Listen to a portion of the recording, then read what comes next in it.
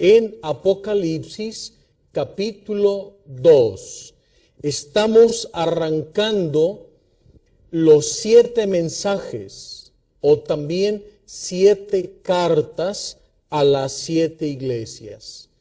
Este mensaje que dirige nuestro Señor Jesucristo a través del apóstol San Juan es un verdadero camino penitencial, es decir, una exhortación, una llamada urgente a la conversión.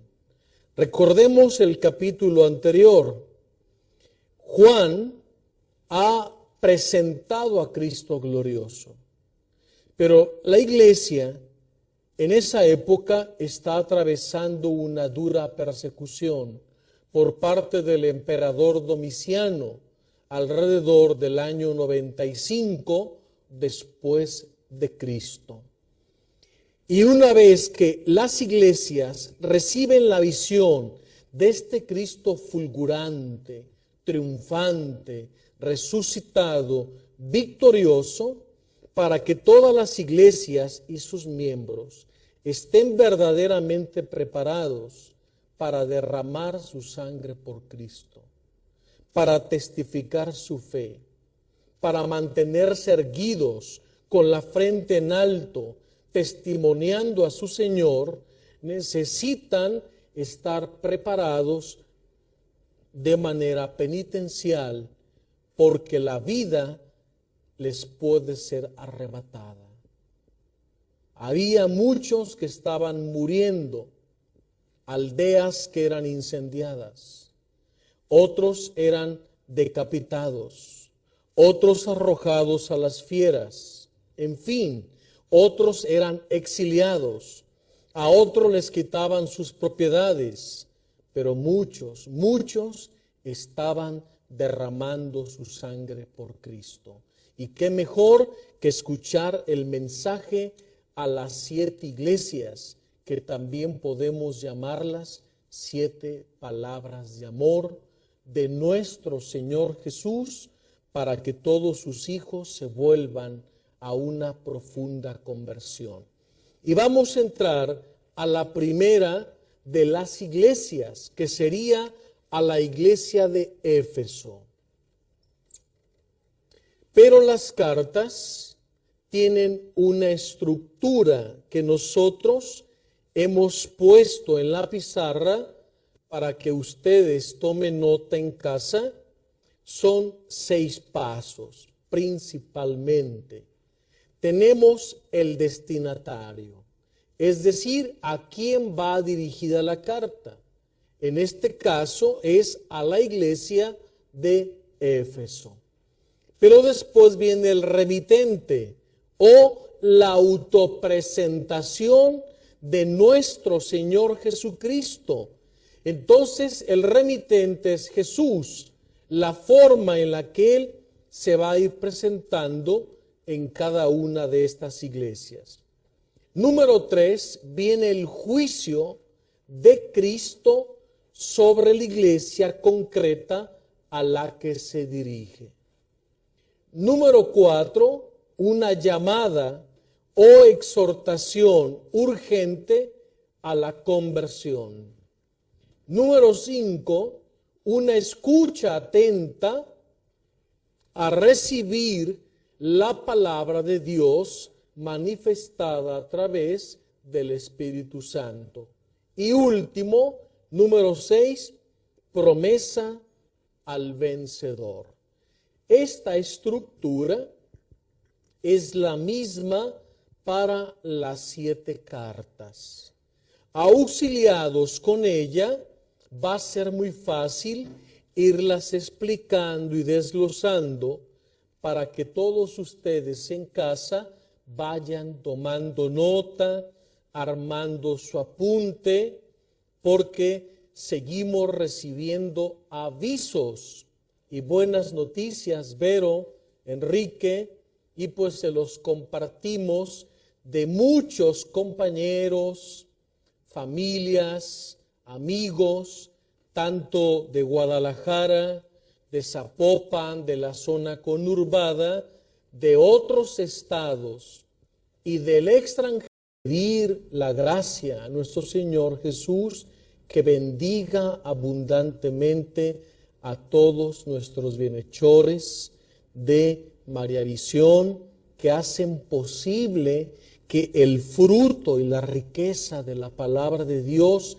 llegue a muchas almas que no tienen la oportunidad de ir a un instituto bíblico, que no tienen la oportunidad de ir a una escuela bíblica o a un seminario bíblico, sino que a través de las cámaras de María Visión podemos entrar a sus hogares, a sus casas, y como en familia, juntos, ustedes allá y nosotros aquí, abrir la Biblia. Fíjate qué hermoso. Estamos como en un salón de clase, pero desde tu casa, y nosotros desde aquí, desde este pequeño set, felices compartiendo la Sagrada Escritura, que fue el primero en llegar a Éfeso. En sus viajes apostólicos, cuando San Pablo llega a Asia y precisamente a Éfeso, él enfrentó todo ese culto idolátrico. Y San Pablo, con su predicación y con su personalidad, con su presencia, con su maestría que le caracterizaba, empezó a ganar los corazones de los efesios, al punto que después de un tiempo el culto a la diosa Artemisa cayó. Para cuando llega San Juan a Éfeso, ese culto casi ha desaparecido. Ya hay una iglesia muy fuerte, muy próspera, porque San Pablo buscaba las grandes capitales para hacerlas centro de irradiación del cristianismo en el vasto imperio. Era una estrategia paulina, ir a las grandes capitales. Porque San Pablo decía, si yo logro llevar a Cristo a esa capital, todos los pueblos de alrededor son pan comidos. El evangelio se va a permear en cascada. Por eso San Pablo apuntaba a lo más alto para llevar a Cristo a las altas esferas y desde ahí hacer llegar la palabra de Dios como un río de vida, una cascada al corazón de miles y millones de almas. Y lo logró. Y después estuvo Timoteo como obispo, San Juan con la Santísima Virgen María. Muy bien, hemos dicho ya datos importantes de nuestros destinatarios a la iglesia de Éfeso. Ahora, lo que nos llama la atención es cómo se autopresenta Jesús. El que tiene en su mano derecha las 7 estrellas y pasea en medio de los 7 candelabros. Es Jesús que está teniendo el control, el dominio total de toda su iglesia universal. Recordemos que estas 7 iglesias prefiguran, simbolizan, representan a toda la iglesia en los 5 continentes. Y ahí está Jesús en medio de nosotros, cual gigante poderoso.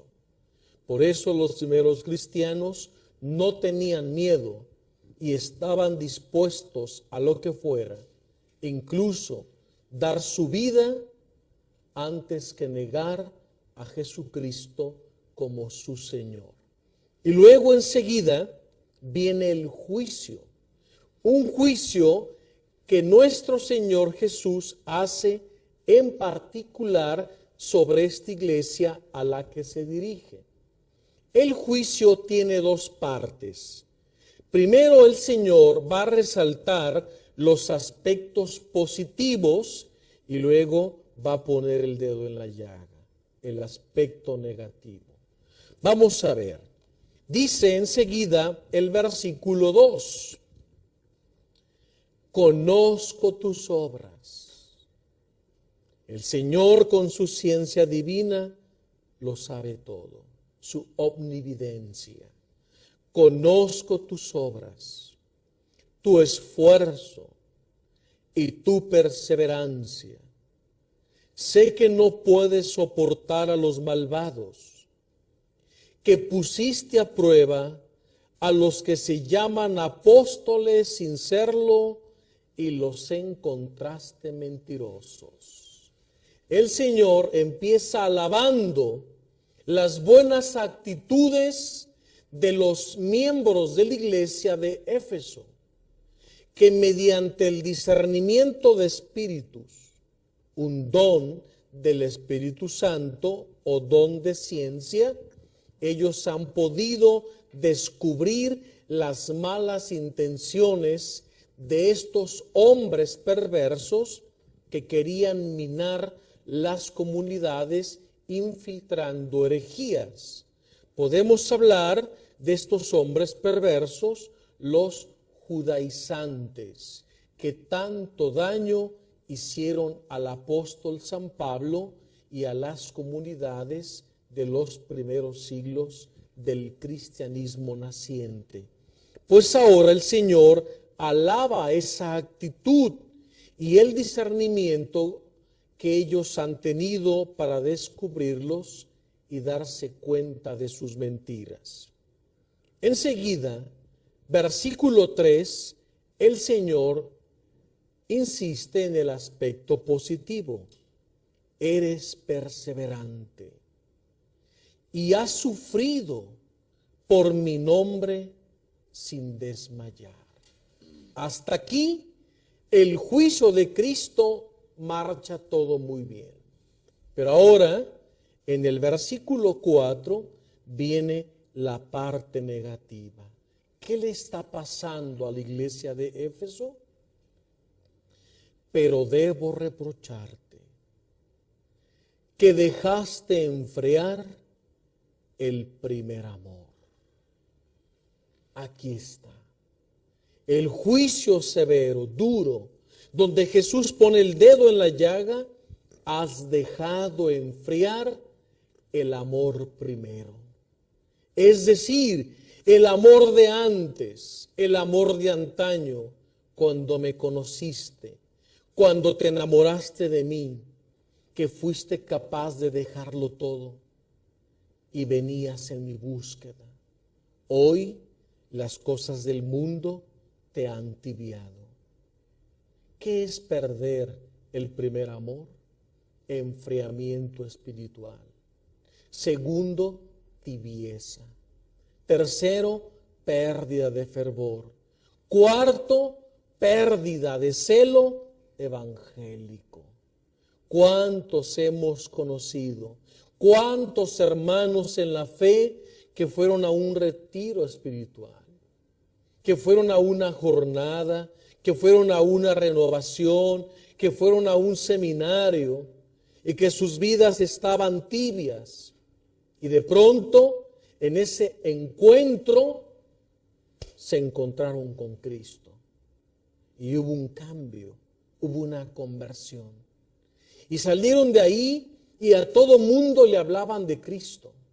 Y llegaban a la oficina, al trabajo, a la escuela, al estudio, con los vecinos, en casa. Y había tanto fervor, tanto amor inicial, que no se avergonzaban. Y a uno y a otro les predicaban a Cristo. Y todo el mundo notaba un cambio sorprendente. Pero después de unas semanas, unos meses, algunos años, muchos se enfrían y retornan al mundo. Otros quedan en la mediocridad. Otros como que sí, como que no, esa pérdida de fervor, empiezan a volver a las cosas del mundo. Empiezan a encontrar el atractivo en las pasiones, en los vicios, en el alcohol, en la droga, en los placeres. Y ahí el mundo se infiltra y el amor primero se debilita. Tal vez muchos de los que hoy están escuchando esta exhortación te viene muy bien. Tú hoy delante de Dios y a la luz del Espíritu Santo, examínate a ti mismo. ¿Cómo estás en tu amor a Jesucristo? ¿Sigues conservando ese celo apostólico? Ese celo evangélico de proclamar y anunciar la palabra de Dios. Esa intensa vida de oración. Esa intensa vida sacramental.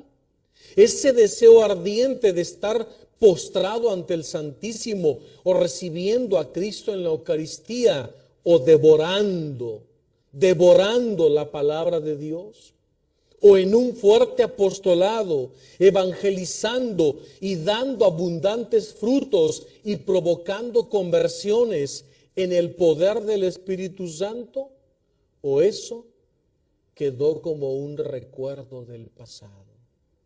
Un día viviste esta etapa aventurera en Cristo, emocionante, y veías milagros y conversiones, y sanaciones, y liberaciones, y veías una efervescencia, y tus intervenciones eran buenas, pero muchas veces con el correr del tiempo, la tibieza, el desgano, el olvido, los atractivos del mundo, las distracciones del mundo con su sutileza, se nos van metiendo y poco a poco nos vamos adaptando a los criterios de este mundo, a los vicios y placeres, y cuando nos miramos hemos perdido el amor primero.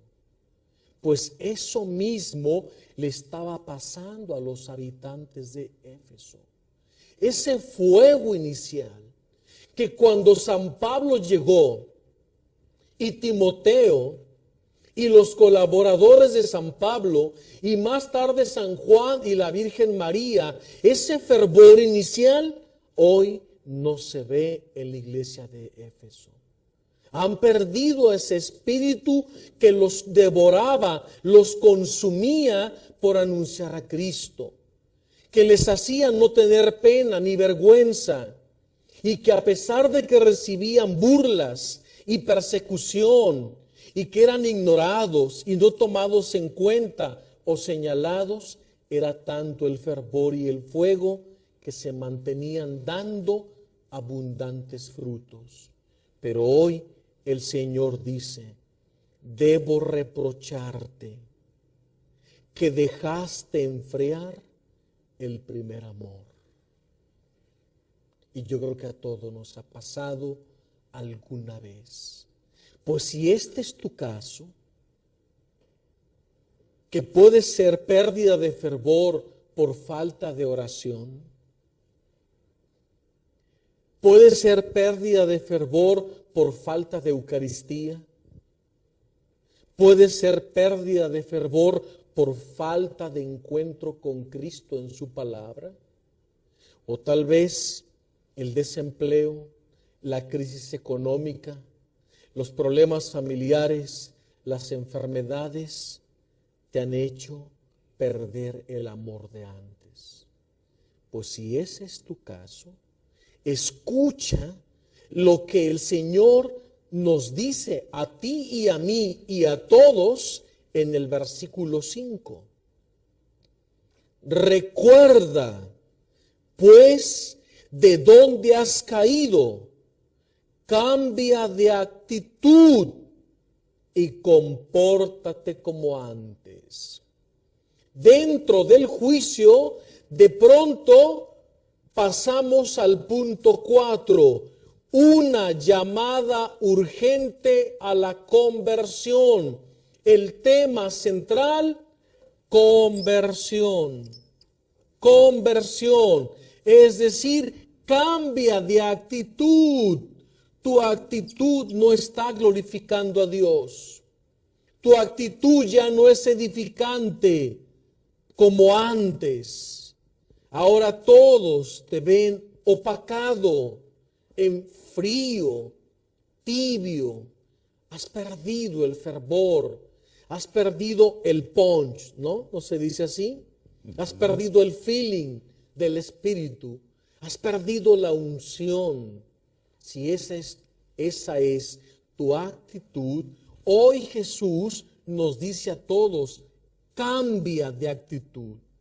Regresa, sí, regresa al primer amor, como al principio. Vuélvete a enamorar de Jesús. Y nada mejor que para volverse a enamorar de Jesús, mirar el capítulo 1 de Apocalipsis. Ese Cristo de pie, triunfante, con pies de metal, rostro solar, ojos llameantes, escucha la palabra que viene de su boca, la Biblia, espada aguda de 2 filos. Nada mejor que contemplar el rostro del resucitado para volver a enamorarte de Él. Muchas veces ponemos la mirada en otras cosas y no en Jesús. ¿Y qué sucede? No hay conversión. Entonces el Señor nos invita como el hijo pródigo. Ustedes recordarán la parábola del Evangelio de San Lucas, capítulo 15, cuando aquel muchacho, apartándose de la casa paterna, despilfarra todo viviendo como un libertino, en toda clase de vicios. Cuando lo ha malgastado todo, el joven tocó fondo, y cuando está hundido en el fango cenagoso de su pecado, entró en sí, introspección. Ahí comenzó la gracia.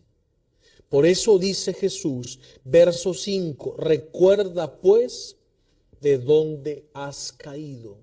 Examen de conciencia.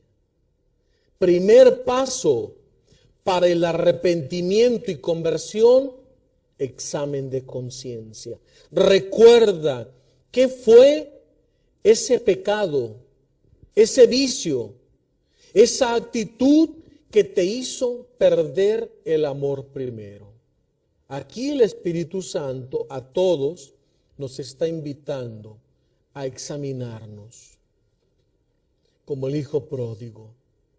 El hijo pródigo se da cuenta de la miseria, de la escoria en la que vive, y tanta es tu hambre que para poder mitigar su hambre se postra a tragar las bellotas de los cerdos, pero ni siquiera eso le permitían. Y eso fue cuando lo hizo tocar fondo y dice, pero ¿qué pasa conmigo? Esta es mi triste situación. Ya sé, volveré a la casa de mi padre. Le pediré perdón. Padre, he pecado contra el cielo y contra ti. Ya no merezco llamarme hijo tuyo, pero trátame como uno de tus jornaleros. Y el hijo se da cuenta de su realidad. Ahí comienza un arrepentimiento, fruto de un examen de conciencia. Quédate así.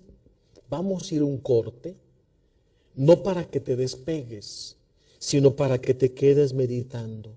Examina tu vida, haz una retrospección y date cuenta dónde perdiste el fervor y el amor primero.